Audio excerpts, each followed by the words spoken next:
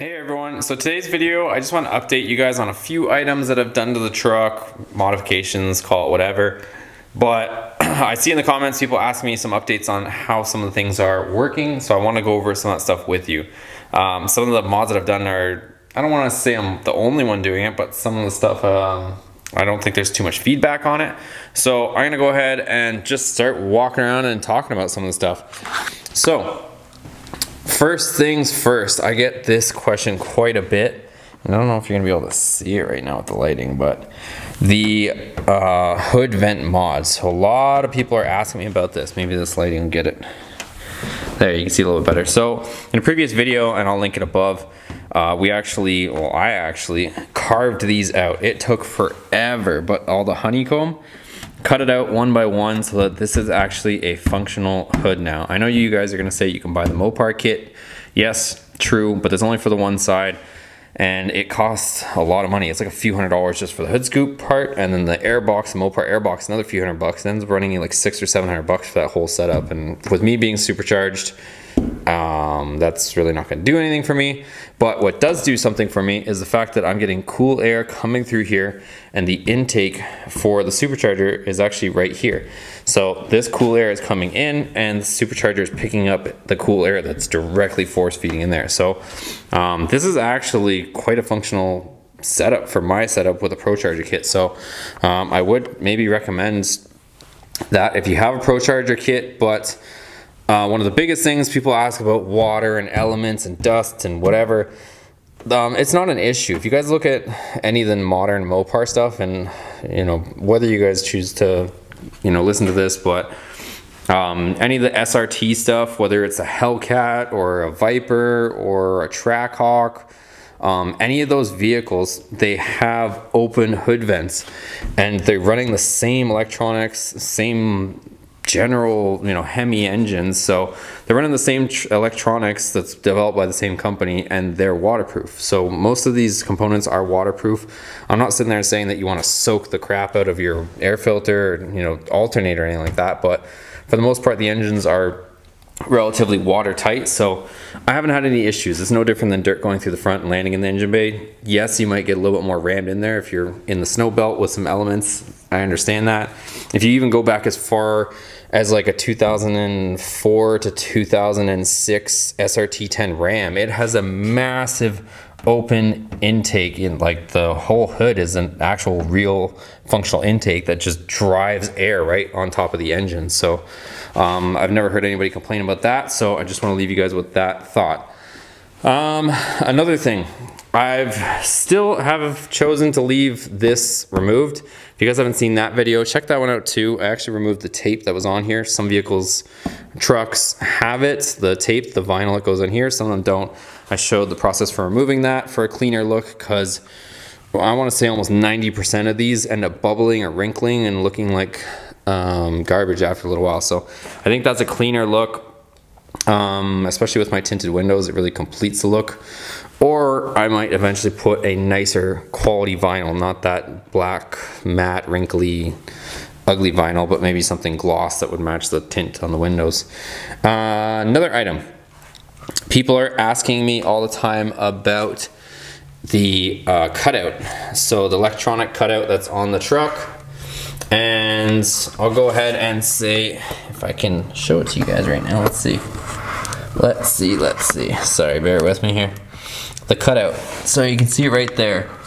It's been working flawlessly. It opens, it closes. I haven't had any issues. But one thing that I do want to point out to you guys is the quality of this thing is kinda, for the amount of money that you pay for, I don't know, a 2-foot Y pipe, it's not the highest quality. I'll just straight up say it. I have, and if I can see it or find it right now, but there's actually certain spots on the weld where the weld isn't the best, and there's carbon like exhaust leaking out of a couple of the weld points on the actual QTP Y pipe. So there's that, and I've heard some people say they leak a little bit. Honestly, if I start the truck and it's completely closed and you put your hand over top, like if you go like this while it's running, you can hear like a sound change. So it is actually leaking a tiny bit. Not enough to like sound like an exhaust leak or anything like that, but there is some air coming out of there, so it's not like a watertight seal or anything like that, I want to say. So keep that in mind. What else can I kind of update you guys on? The bed lights that I have back here. So I have the strip lighting. Again, another video, we put LED lighting on the bed. That stuff's been working out great. No issues there. When you push the remote, those come on, and you turn on the cargo light, they come on. The LEDs in the cargo light and the third brake. Still no issues on those cheap ones that we're running. Tire stickers are a pain in the ass, just so you guys know. At this point, they're kind of wearing out, and I think they're kind of faded looking. So keep that in mind if you guys end up doing this tire sticker thing, that this truck isn't even a daily driver anymore, and they're kind of looking questionable at the moment. As far as the reverse lights that I have, they've been looking and working good, so no issues, no bulb out indications. Same with the ones that we finally found for the license plate. So those LEDs, these super bright ones for the reverse, the ones in the license plates, still no issues. One thing that I do want to update for you guys, hopefully sooner than later, is, I still got the helmet in here from when we're supposed to go to the track, but I do have to update that rear dome light configuration. So you guys will probably see that the panel is not lit. It's just the factory light decided to come back to life behind it. I've been swamped with so many other things, I really haven't gotten around to it. So I do want to update that for you guys, because that was an amazing mod, but mine seems to have, what it was is, for those of you guys who didn't watch the video, I soldered the connections for the aftermarket LED panel to the circuit board, but where I took it probably could have been a better power source. One of the weird things with that is you have to get it, there's a switch, and then obviously the light comes on automatically. So you have to tap into the correct area that's allows you to keep both the function for the switch and for the, you know, automated lights. Like, see how I just opened the door and everything came on? So you have to tap it into the correct power source, otherwise you only have, like, when it's switched or something like that, it'll only come on. But that's pretty much most of the stuff, and like I mentioned before, we pretty much have LEDs everywhere. We replaced that LED in there.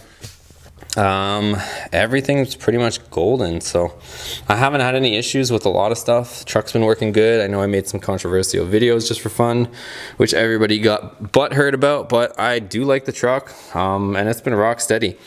One thing that I'll kind of just mention, I'm going to test for you guys. I don't know, some guys have already done it, but I'm going to demonstrate it and, you know, record it, and we'll document it, is removing this seat, if you want to remove the seat to go to the track. So I'm going to be testing that here shortly. Take it out and you know, see if what kind of stuff or functions on a fully loaded truck, what kind of functions we're going to be losing. I think it's kind of, that'll be interesting to note. So in case you guys want to pull the seat out to go to a track day, which is the only reason I could imagine you'd want to pull the seat out. But if you want to pull out the seat for any reason, assuming it's track day, that we can find out if it's going to, you know, truck's going to go crazy, if there's any electronics underneath that seat that are going to, you know, mess with the truck. So the other thing I want to do for you guys too is I want to weigh the seat. I know we kind of know what a Hellcat seat weighs. I think it's around 100 pounds or so is what they were saying when the Demon came out. Don't quote me on that, but I think it's in and around that area. But I want to find out how much our truck seats weigh so that we can actually document some of the stuff, so you know how much weight you'll be reducing if you take out that seat. And like I mentioned before, all the stuff in the back is going to come out. So we're going to take out this seat, we're going to take out these backs, and also these floorboards. And hopefully this weekend I'll get a chance, but I want to weigh not each individual item, but generally I want to weigh all these different items so that you can itemize them. And if you decide to go to the track and go crazy and turn your luxury truck for some crazy reason into a drag vehicle for a weekend warrior, then you'll know exactly what you're gaining by taking out each component. I think that'll be kind of good for the Ram community to know that stuff, because I don't know, unless somebody's seen it, I haven't seen it documented. Shorty antenna, at least this one, this little 3-inch crappy one, doesn't work, just so you know. I know there's some ones that are like, you know, 6 and 8 inches, and ones that look like a, you know, bullet that work, but this little guy does not work. but at least looks aesthetically pleasing. You guys might be wondering what's going on with the wheels. I'll just update you guys. This was the setup for when I went to the track. We're gonna run the 17 in the front, and then that was just temporary to get us to the track before we put the Hoosiers on. But that's not the case now that we got those cheap, crappy 20-inch wheels. The 17s will just stay on the front because they're gonna go down the strip width. We'll put the crappy 20s on there just to get to the track. Once we get to the track, we'll put the 17-inch Hoosier. Everyone gets mad at me for saying Hoosier. So, yeah, I was saying Hoosier, but now I'll say Hoosier, just so everybody doesn't get upset about that. But yeah, we'll put those tires on the back, and that would be the track setup. And I'm just gonna leave my truck in track mode for the next week or two because the track event is going to be on the 15th of December if all goes well. So, and at the same time, I'm gonna try and get some testing done for you guys and for myself, get some logging in, so I can leave my truck in track mode, if that's what we're calling it, so that I can get some logging in, get some testing in. Also, hopefully going to try and get to some 8th mile stuff in the next week or two, just to get some time in on those Hoosier tires, and we'll log some track time on those and get them broken in too, so that they're ready to go. So that's the plan, guys. If you like this video, give it a thumbs up. Thanks for watching. Make sure you're subscribed, and we'll see you on the next video. Take care.